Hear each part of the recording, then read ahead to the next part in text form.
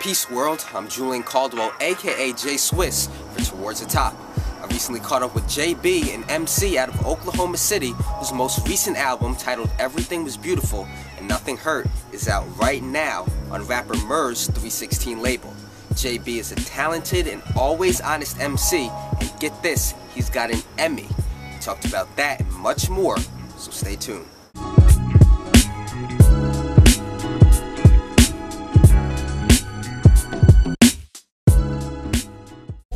Using words as a weapon, Smith and Weston blasting, ask questions.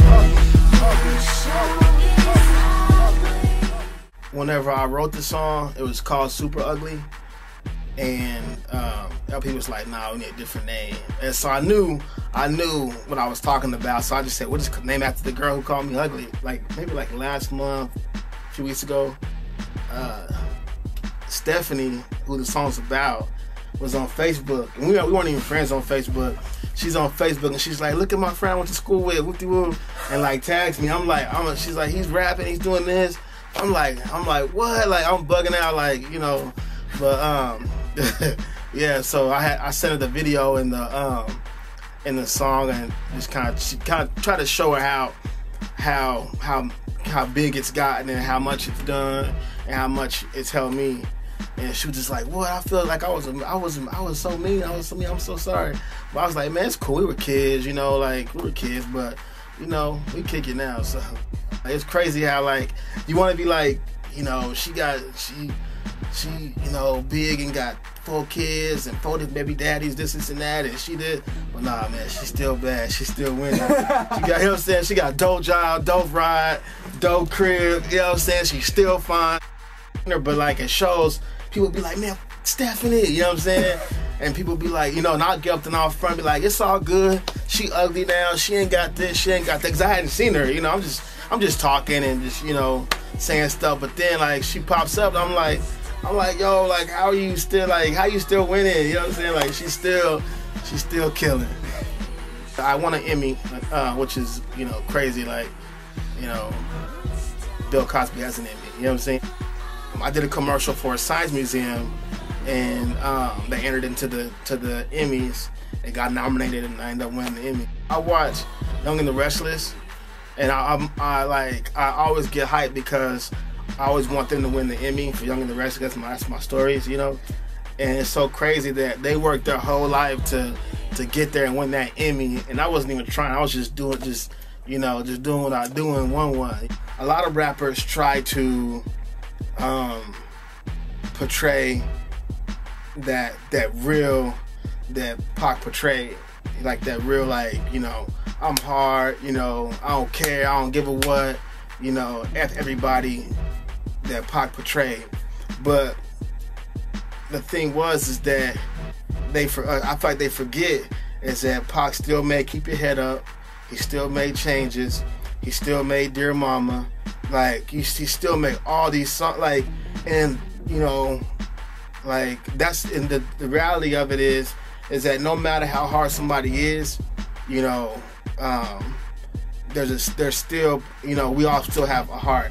I think for me, just because of where I come from, it's helped me understand that, it's okay to be positive. It's okay to be honest and be transparent. Let people see, I do hurt. I have been called ugly, and just the fact that he was, he really uplifted black people, and made it okay for us to for it to be black and not come from nothing, and be like, dang, people say I'm worthless, but really, you want to be like me. I went to the thrift store for my prom. You know what I'm saying? Not because I wanted to, because it was cool, but because I had to. I remember being in a thrift store, literally, trying to buy something, and kids walking in going, "Y'all got any vintage tees?" It's yo, this is a thrift store.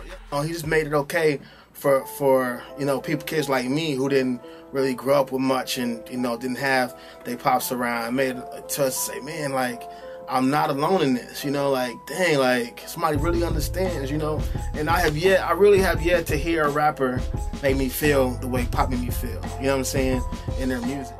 If you ever feel like you want to give up and you can't go no more, you know, and if you have a child, all that stops. You think, okay, not only is this little person, you know, a human, and it's you, and you know, all that, but you gotta think, okay, one day, you know, she's gonna, you know, go to prom. One day she's gonna do this. One day she's gonna ask me this. One day she's gonna, you know, like one day she'll have kids. One day she'll go to her friend and tell her friend about me. One day, you know what I'm saying, like one day, you know, and it's like how can I make sure all those things are the way I would have wanted to speak about my dad. People talk about him, or the things I wanted to see, you know, my dad do for me. I feel like I was really going through stuff, and like she was just like a angel, you know what I'm saying? Like just brought to me. And what's the crazy thing is she was such a happy baby, you know, like never cried.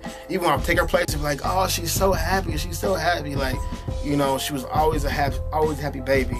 And I really feel like, you know, that was for a reason, because whenever before I had her, I was really going through an unhappy time in my life. You know, like I was struggling. You know, I was living in LA, living in North Carolina. I didn't have anything.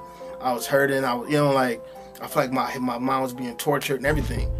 And this person comes along and is just happy, you know. And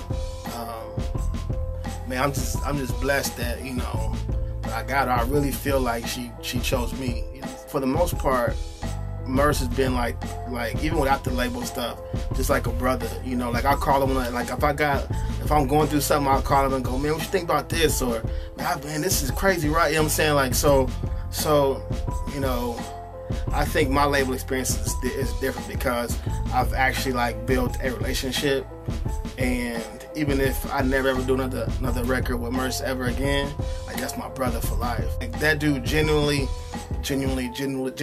is a cool dude, a nice guy, and a true hip hop head. Like I've gone to the record store with him. He'll buy everything that came out that day. You know what I'm saying? Some old joints, everything that came out. Listen to them all front to back. You know what I'm saying? Like from start to finish, listen to them all. I really struggle with, you know, when have I said enough, or when have I said all I can say, you know?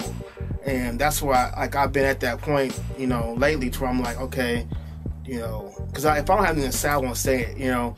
But I've been at that point lately to where I'm just kind of like, you know, is there anything else I need to say? But then I also think, well, maybe, you know, if I feel like I want to stop, or, you know, maybe I just, that was it, like I've said enough. Then I feel like, okay, well, dang, somebody hit me up and go, man, this song did this, or I like what you said in this song, or man, I felt the same way. And it's like, okay, dang, maybe I'm not here for me, I'm here for you. You know what I'm saying? And I realized, okay, well, if I put this next one out, then that's somebody else is gonna feel it, and you know, they wanted to hear that, and it touched them. You know, my last album with Merce, like I did it in 2 weeks. Like I recorded it in 2 weeks and wrote it in 2 weeks, everything. So with this one, I'm just gonna start slowly and just work my way, you know, till I get something finished. I was out here with Static Selector because, you know, I met him at South by, and, you know, started building with him and said I'm working on the album. Came to New York, you know, kicked it, you know, worked on some music. So just take my time, just let stuff like that happen, and build. And my album's not even a year old yet, so I can still push that. I still got videos that I'm having coming out for that album. What up? My name is Jabee. My album is Everything Was Beautiful, Nothing Hurt, from Oklahoma City, Oklahoma. You're watching Towards the Top, boy.